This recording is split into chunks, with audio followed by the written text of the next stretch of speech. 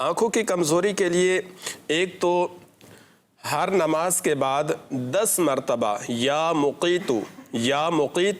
ہر نماز کے بعد 10 مرتبہ پڑھ کر اپنے ہاتھوں کی انگلیوں پر آپ دم کیجئے اور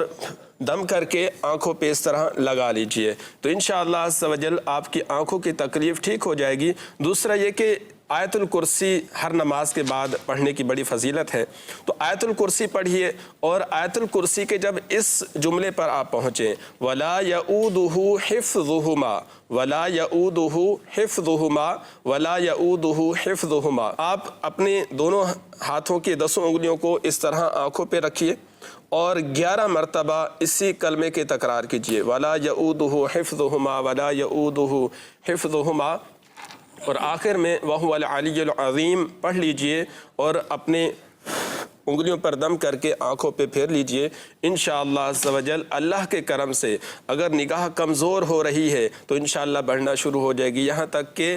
اگر کسی کا چشمہ اتنا زیادہ نمبر کا ہے تو انشاءاللہ یا تو نمبر کم ہو جائے گا یا چشمہ ہی انشاءاللہ پہننے کی حاجت نہیں رہے گی، یعنی نظر ٹھیک ہو جائے گی اللہ کے کرم سے۔